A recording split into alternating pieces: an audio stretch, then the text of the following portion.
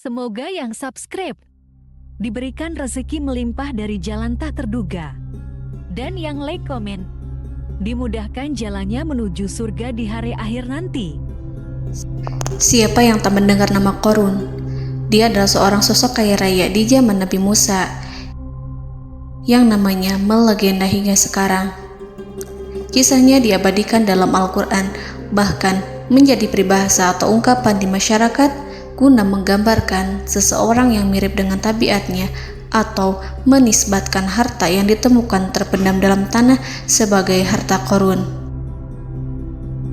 Qorun adalah miliarder kaya raya yang hidup sejaman dengan Nabi Musa.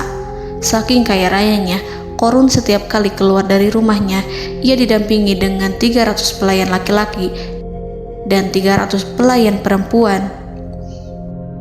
Qorun juga dikawal oleh 4.000 pengawal yang diiringi 4.000 binatang ternak ditambah 60 ekor unta yang khusus membawa kunci-kunci gudang penyimpanan harta kekayaannya itu.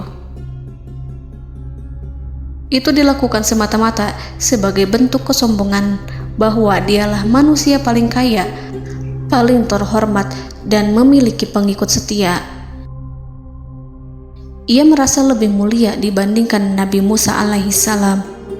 Orang-orang tentu saja akan penasaran seberapa banyak harta kekayaan Qorun jika pengawal dan pembawa kunci gudang kekayaannya sebanyak itu. Lalu berapa banyakkah harta yang dimiliki Qorun yang disimpan di dalam gudangnya tersebut? Sebelum saya melanjutkan, dimohon untuk menonton video ini sampai selesai supaya tidak ada kesalahpahaman dalam memahami isi cerita, serta mohon bantu channel ini semakin berkembang dengan cara tekan subscribe dan silakan tinggalkan like serta komen positifnya. Semoga dukungan pemirsa Risalah Kehidupan bernilai pahala dan menjadi wasilah dimudahkannya segala urusan pemirsa sekalian. Pemirsa Risalah Kehidupan, di zaman sekarang banyak orang yang mengistilahkan rezeki yang tak terduga dengan istilah harta Qorun. Lalu dari manakah sumber harta kekayaan Qorun yang sangat luar biasa itu? Serta di manakah Qorun dan hartanya ditenggelamkan? Siapakah Qorun dan bagaimana kisahnya dengan Nabi Musa? Qorun merupakan kaum Nabi Musa alaihissalam. Disebutkan oleh Ibnu Juraij, nama lengkap Qorun adalah Qorun ibnu Yashar, ibnu Qahis, ibnu Lawi, ibnu Yakub. Ia merupakan putra paman atau sepupu Nabi Musa alaihissalam. Pasalnya, Nabi Musa alaihissalam sendiri adalah putra Imran, sedangkan Imran adalah putra Qahis. Dengan kata lain, Qorun masih satu kakek dengan Nabi Musa alaihissalam, yakni kakek Qahis. Ia adalah umat Nabi Musa yang taat. Tidak hanya memiliki banyak harta, Qorun juga termasuk orang yang cerdas dan berilmu. Ia menguasai ilmu duniawi dan ilmu ukhrawi, dan tercatat bahwa Qorun adalah ahli di bidang kimia. Dirinya tercatat sebagai ahli kitab Taurat setelah Nabi Musa. Kepandaian Qorun dalam ilmu agama membuat dirinya sering disebut dengan ilmu nawir, atau orang yang memberi cahaya dan penerangan. Suaranya terkenal merdu dalam membaca kitab Taurat. Selain itu, Qorun juga lihai dalam berbisnis. Ia mengetahui trik investasi yang menguntungkan, serta jalur perdagangan internasional yang strategis di zamannya. Kekayaan Qorun begitu banyak, sebagaimana tercatat dalam surat Al-Qasas ayat 76. Sesungguhnya Qorun termasuk kaum Musa, tetapi dia berlaku aniaya terhadap mereka. Kami menganugerahkan kepadanya perbendaharaan harta yang kunci-kuncinya sungguh berat dipikul oleh sejumlah orang-orang yang kuat. Dalam riwayat Kaisamah disebutkan, kunci gudang kekayaan Qorun dibutuhkan 60 bigol atau sejenis kuda kecil. Ukuran kuncinya sebesar jari, bahannya terbuat dari kulit, dan setiap kunci digunakan untuk satu gudang. Maka keluarlah Qorun kepada kaumnya dalam kemegahannya. Para ulama tafsir menjelaskan Korun keluar dengan mewah diiringi dengan 300 gadis berbaju merah dan 4.000 kendaraan kuda. Tak heran, iring-iringan Korun itu mengundang decak kagum mereka yang gandrung terhadap harta kekayaan. Sebagaimana yang terekam dalam ayat Al-Quran, moga-moga kiranya kita mempunyai seperti apa yang telah diberikan kepada Korun. Sesungguhnya ia benar-benar mempunyai keberuntungan yang besar. Quran Surat Al-Qasas ayat 79.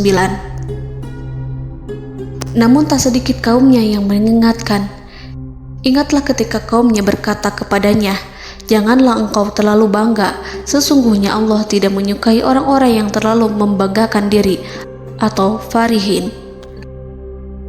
Ulama menafsirkan istilah farihin di sana juga berarti takabur, zolim, berbuat kerusakan, arogan, dan tak mau bersyukur terhadap nikmat.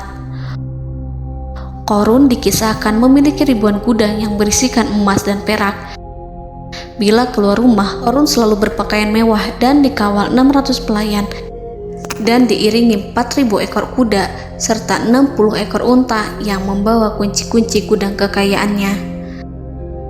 Namun, sayangnya Korun kemudian membangkang pada Nabi Musa dan menjadi pengikut setia Fir'aun. Mengenai dari mana asal-usul kekayaan Korun, ada beberapa riwayat yang memberitahukan tentang asal-usul kekayaan Korun. Sumber pertama menyebutkan bahwa jauh sebelum memiliki kekayaan, Korun hanyalah seorang lelaki miskin yang tidak mampu menafkahi keluarganya. Anaknya sangat banyak. Lalu suatu ketika Korun datang kepada Nabi Musa. Ia meminta Nabi Musa alaihi salam untuk mendoakannya agar Allah memberikan harta benda yang banyak. Korun juga meminta Nabi Musa mengajarinya ilmu kimia dan ilmu-ilmu kehidupan lainnya.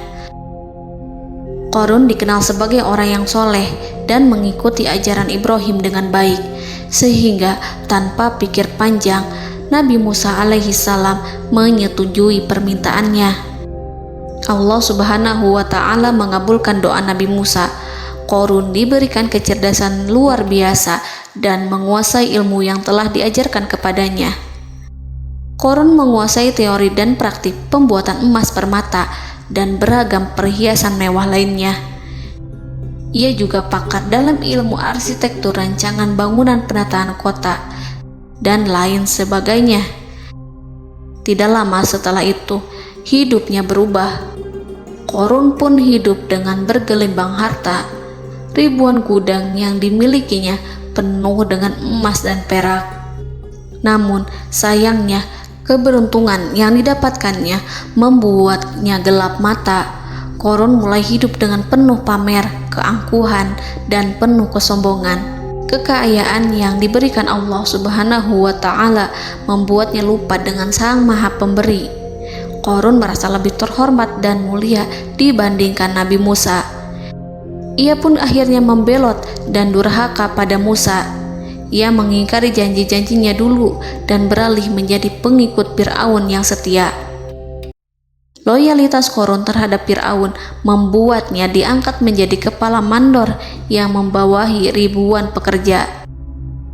Dikisahkan bahwa Korun bersikap semena-mena terhadap para pekerja. Ia tega memotong upah mereka.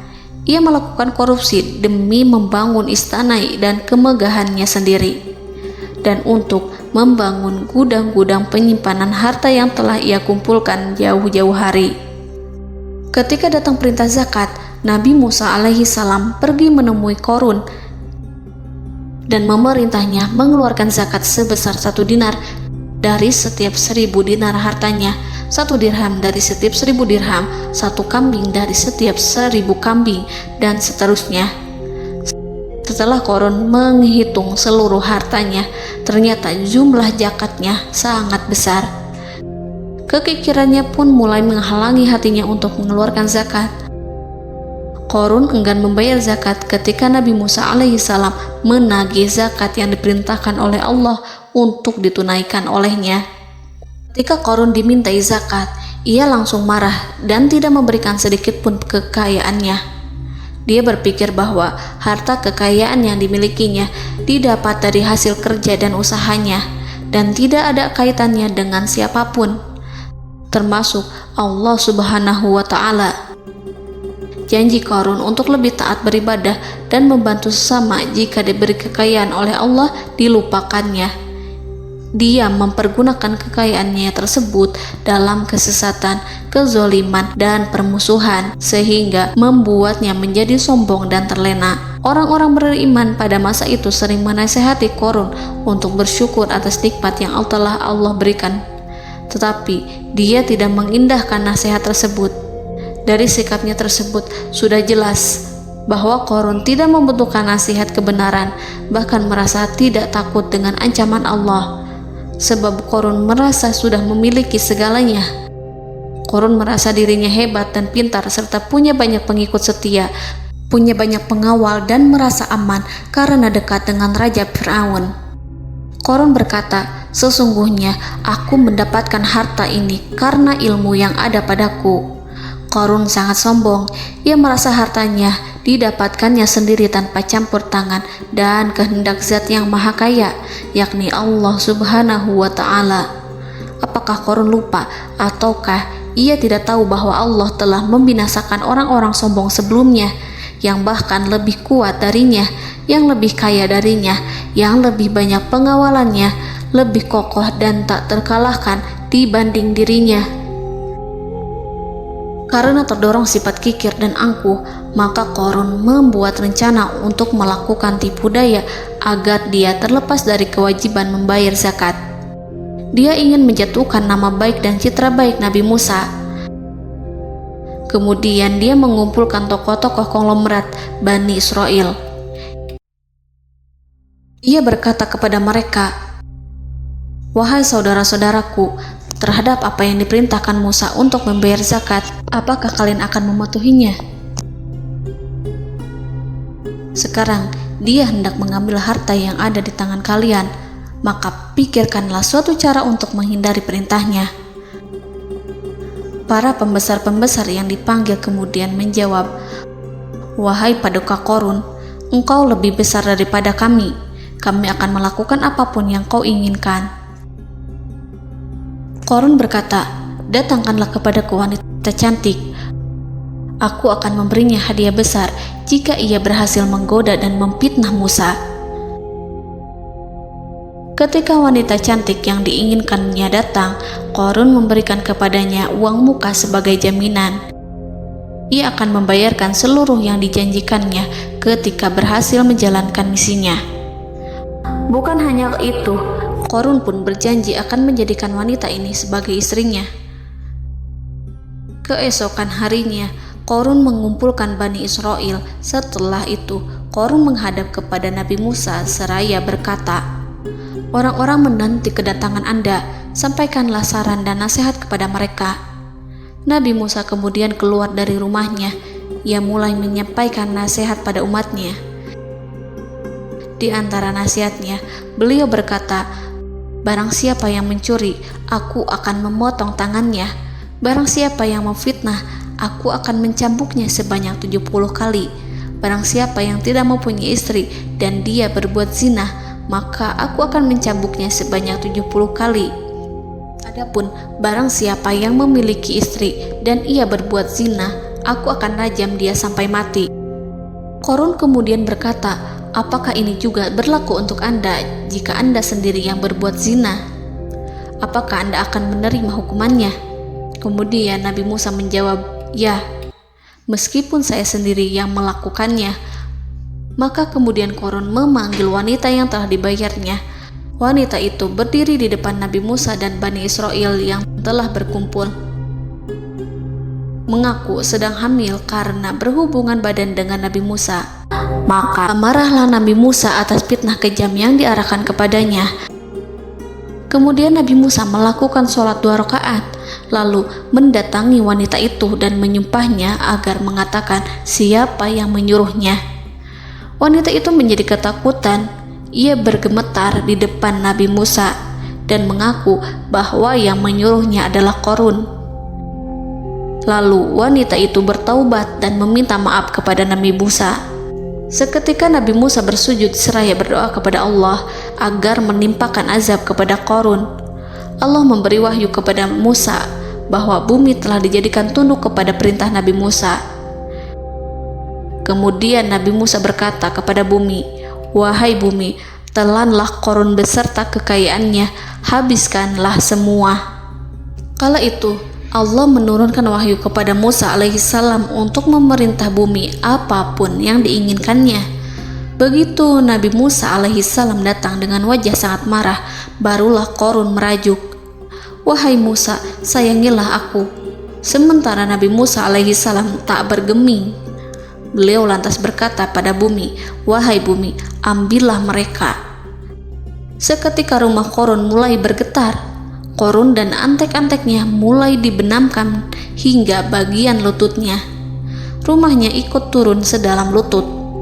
Qarun kembali merajuk, "Sayangilah aku Musa." Rumahnya kembali berguncang. Kini Qarun dan kawan-kawannya kembali terbenam hingga pusar. Demikian pula rumahnya. Qarun terus merajuk, "Wahai Musa, sayangilah aku." Sementara Nabi Musa alaihissalam kembali meminta bumi, "Wahai bumi, ambillah mereka." Rumah Qarun berguncang lagi, sementara Qarun dan kawan-kawannya terus terbenam hingga bagian tenggorokannya. Demikian pula rumahnya. Qarun lagi-lagi menjerit, "Wahai Musa, sayangilah aku." Namun Nabi Musa alaihissalam tak bergeming. Beliau terus meminta bumi menelannya, hingga akhirnya Qarun dan kawan-kawannya hilang seluruhnya ditelan bumi. Tak lama setelah itu Allah berkata, "Wahai Musa, apa yang membuatmu bersikap demikian? Padahal demi kemuliaanku, andai dia Qarun berdoa kepadaku, niscaya aku akan rahmati. Maka kami benamkan dia beserta rumahnya ke dalam bumi, maka tidak ada baginya satu golongan pun yang akan menolongnya selain Allah. Dan dia tidak termasuk orang-orang yang dapat membela diri." Quran Surat Al-Qasas ayat 81. Lalu di manakah lokasi ditenggelamkannya Qarun beserta harta bendanya? Konon berdasarkan kepercayaan beberapa masyarakat setempat, Qarun ditenggelamkan di sekitar sungai atau danau Moris yang terkenal di kota Payom, negara Mesir. Qarun konon mendirikan istana dan di tempat itu pula ia ditenggelamkan. Dahulu, Qarun berkeinginan membangun sebuah istana, namun tidak diizinkan oleh Fir'aun jika istana itu dibangun di samping istana Fir'aun. Terlebih, Qarun juga tidak ingin membangun istana di tengah pemukiman Bani Israel yang terletak di tanah Jasan. Fir'aun pun memberikan tanah di wilayah Fayom. Kemudian di tepi sungai Payom inilah Qarun membangun istananya yang megah, dan di dalamnya ia membangun Al-Khunuj, gudang penyimpanan harta berisi emas dan perak. Salah satu bukti arkeologis yang dapat dijumpai di lokasi tersebut adalah runtuhan bangunan yang diduga sebagai tempat tinggal Qarun yang berjarak sekitar 2 km dari Danau Qarun. Menurut beberapa sumber, bangunan yang masih berdiri kokoh tersebut adalah benteng yang dibangun oleh Qarun. Namun ada juga yang mengatakan bahwa bangunan tersebut adalah tempat tinggalnya. Wallahu a'lam. Semoga kita semua dijadikan orang yang Allah mampukan menjadi orang kaya namun tidak seperti Qarun,